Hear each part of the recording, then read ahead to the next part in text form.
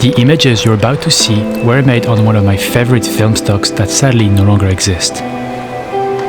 Fujifilm Superia 200.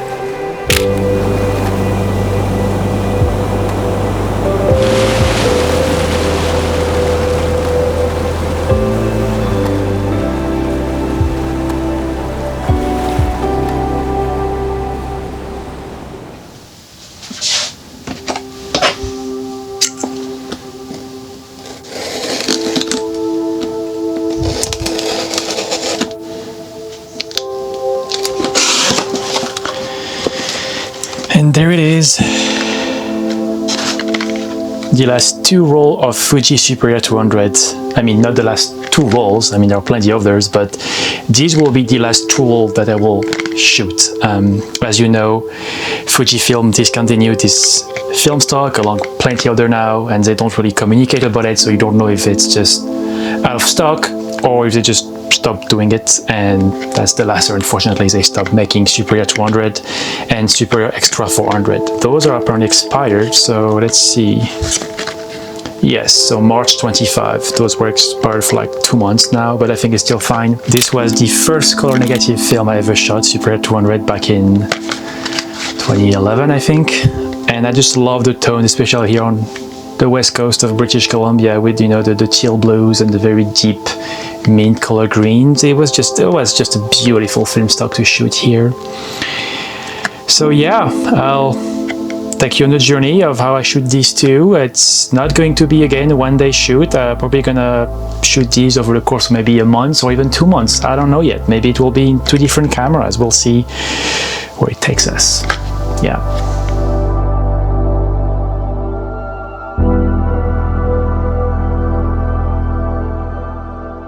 Fujifilm introduced Superia in the 90s. It was intended to compete with Kodak Gold, and just like its competitor, it was available in different versions: Premium, 400, and a few others only sold in Japan. But while Gold was, and still is, renowned for its warm tones and pleasing saturation, Superia 200 was much cooler with cyan blues, mint greens, and a hint of magenta in the highlights. So how do you say goodbye to a film stock that basically started your film photography journey? Of course, I could have bought several packs of Superia to freeze and still have a decent supply for years to come. But it sounded expensive and would simply delay the fateful day where I would shoot my last roll of Superia 200.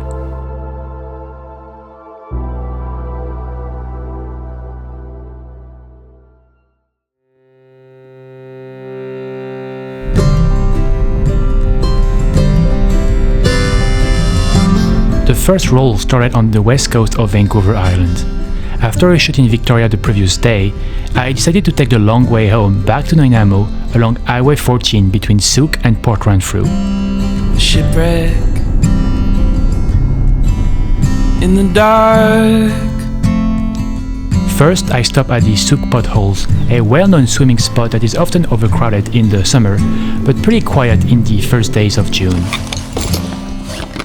In a storm, I lost my sails, I lost all direction, got caught in the veil. I didn't know love till you found me. I didn't lost in the sea. I didn't know love till you found me. It's always kind of sad when there is a film like that being discontinued. Fuji lately has been really pulling back on film productions. They seem to concentrate more on digital, and with the new Fuji AF, just, you know, like replicating film for digital, because, well, film can be a hassle for some, you know, and it's never getting any cheaper. So I understand they moved there, but it's kind of sad because now it's only left like Kodak has like the main color negative film. And well, when there is no competition, we know what it means. It means that one guy can basically do all of the price he wants. So I don't know. hopefully there are other manufacturers like Arman that start doing more colors, just to give Kodak back that edge of, hey, I'm not the only one on the market, right?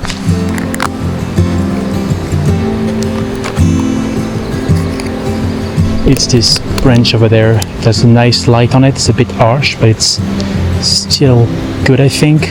And I just like the spotlights, you know, on the leaves and the greens. So let's try with the Fujifilm 200 Superia. I didn't know love till you found me. It's funny because if I would have used my LN7, I would have just put the zoom lens 24-70, you know, all my focal lengths can be so much faster, but where is the fun in that? Didn't know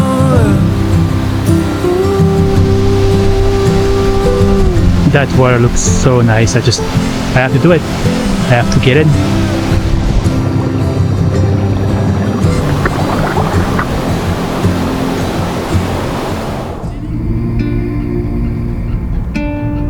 Listen for me in a violin.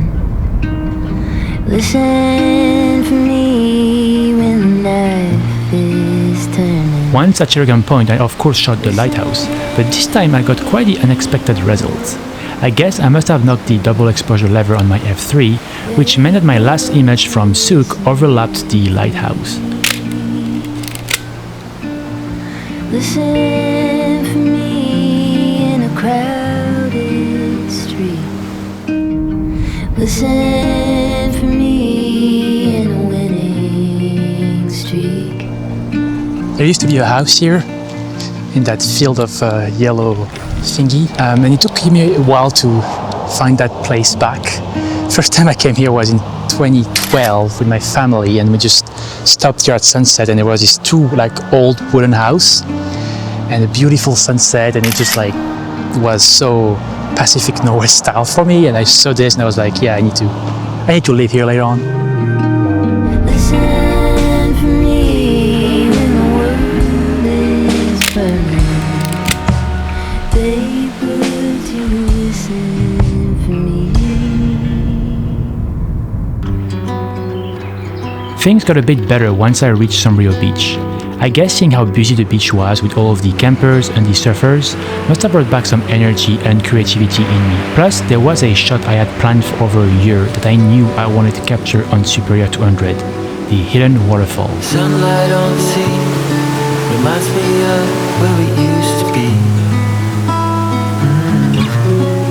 I almost had the place to myself, so I set up my tripod for long exposure. Then I shot two frames. The first one was a wide surrounded by the green mossy walls, and one tighter, maybe more intimate. But personally, I prefer the first one as it also captures the motion of the water. But what about you? Let me know in the comments below which one you prefer. You're gone, but still you're with me. You will always be my love. Always be my love. My love. My love. I continued north, skipping Port Renfrew as it was getting dark, and I rushed to one of the pre-planned locations, a well-known bonsai tree growing on a sunken log in the middle of a small lake. It's been photographed to death, but I just couldn't resist. And I must say, I absolutely love the way Superia rendered the scene with all of those shades of greens. This is exactly what I call Superia magic. On another day, we found ourselves near Victoria again, and after our shoot, we decided to explore a little bit more the Coldstream Provincial Park. Yeah, it's kind of nice, the framing of the trees.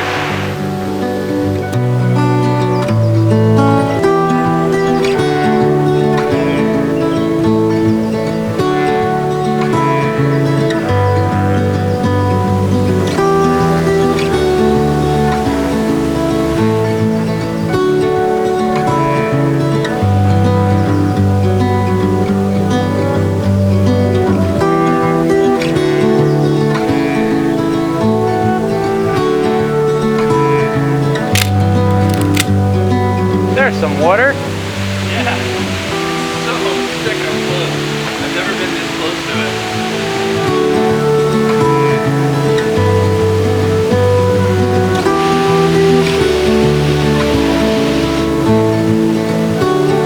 How long is the exposure? 8.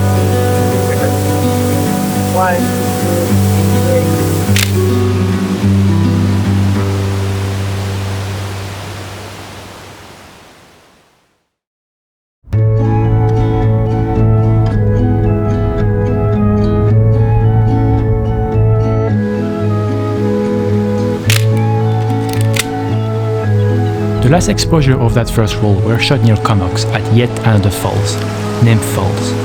Gets me almost every time. In the midst of summer,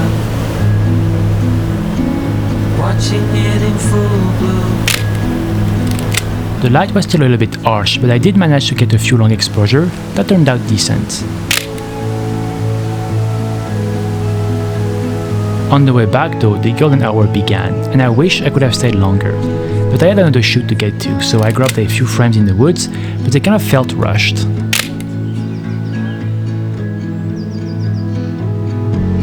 It happens every time, I wonder how.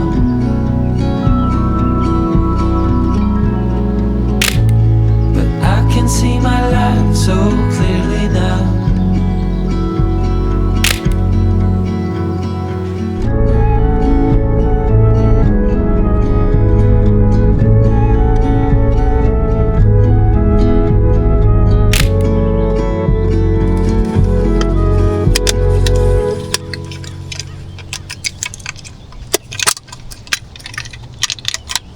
Alright, first one's done. I loaded my second last roll inside my Canon R5C one early morning at Rocky Point in Nanaimo, as I was waiting for whales that never came. In general though, it's a spot where killer whales and humpbacks can pass very close to shore, but of course not that day.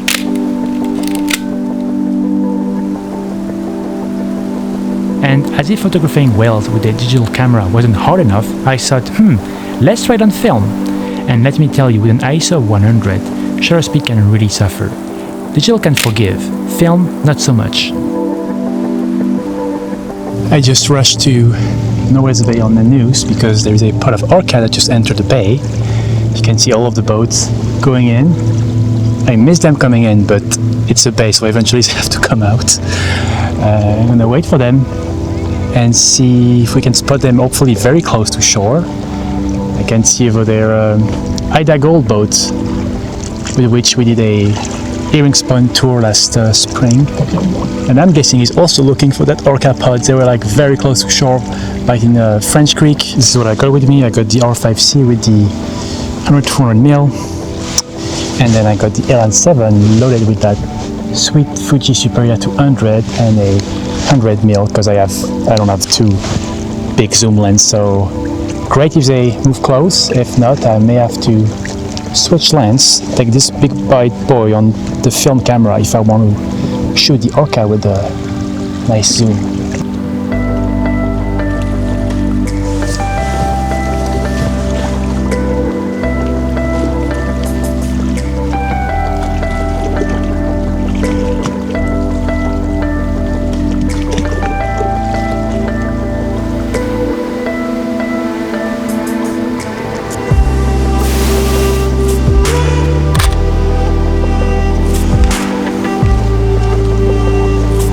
They just disappeared. They could be anywhere now. And there they are at the end, little buggers. There they are. All I caught were black fins fending the surface. Not the sharpest, definitely not the best, but they felt real somehow. But the best part about that day wasn't the images, but the ambience. Dozens of people lined up the shore. We are all part of a community that shares live updates about whale sightings on a chat group, so over time you start seeing the same faces every time. A small but growing community chasing the same magical moments of seeing whales from shore. One shot still makes me smile. 3 people swimming just a few meters away from the orcas passing by. that strange mix of sharing the water with the ocean's apex predator.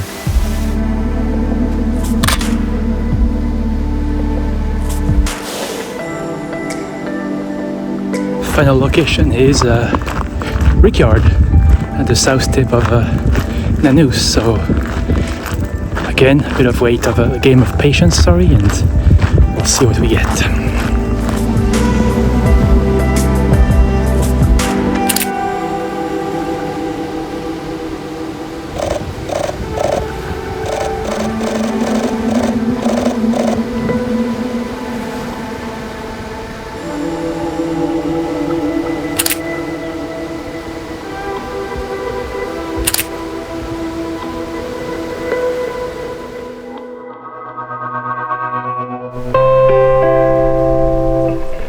A few weeks later, I decided to finish the roll at a familiar location, Neck Point Park. Now, I shot this place 1,000 times, however, I still somehow find inspiration there.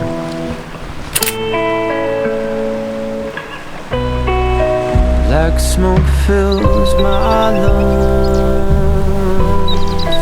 every time we kiss. I quite like this set. On one tree, an eagle was scanning the horizon for its next meal, and behind the next tree was the rising moon. And I think these two images work well together, and I might print them as a set. What do you think? I want you to stay.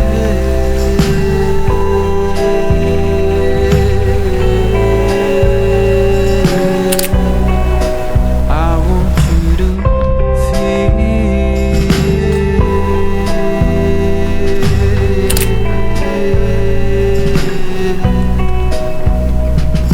feel love.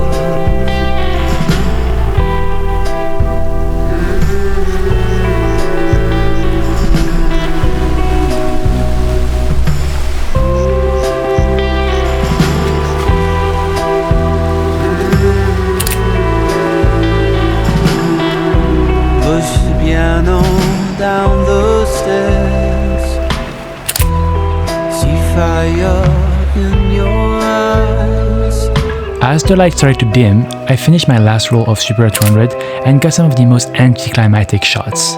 Looking back now, I really don't know why I shot those when a few minutes later this happened. I want you to stay.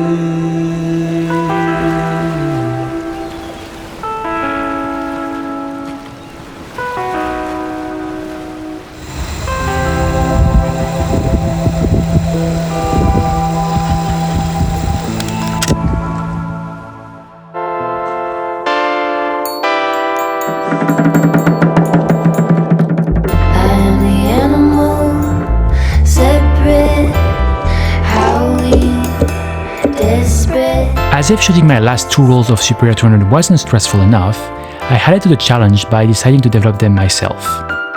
Now, I had done monochrome developing for a while, but never color, so I had recently acquired the Flic Film temperature bass control to make things a little bit easier. Still, I'm not going to lie, I was quite nervous. Those were my last rolls, so running it wasn't the desired option here.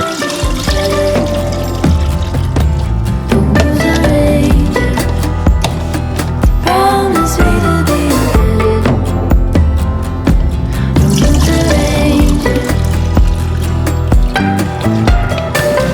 When I pulled the orange strip out of the tank and I saw the images, I felt immense relief. Oops! Now, for those of you that develop at home, you know how satisfying it can be to unwind negatives from the spools. And whether it's your first roll or your 1,000 rolls, that feeling never changes. Far more rewarding than offering an SD card in my opinion, but I digress. more than promise me to be unfettered.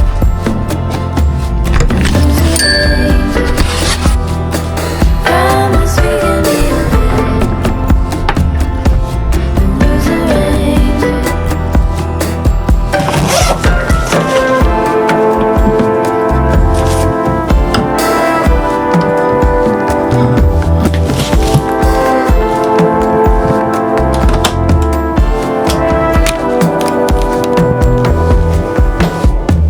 And then there was the scanning process, that moment when negatives flip into positives. when forgotten frames come back to life. As usual, some disappointments, but others turned out to be good surprises. And that's the essence of film. It never looks exactly how you remember it, because the chemical reaction can never be as precise as megapixels, but that's the magic. And to quote Steven Spielberg, digital photography is science. Film photography is a chemical miracle.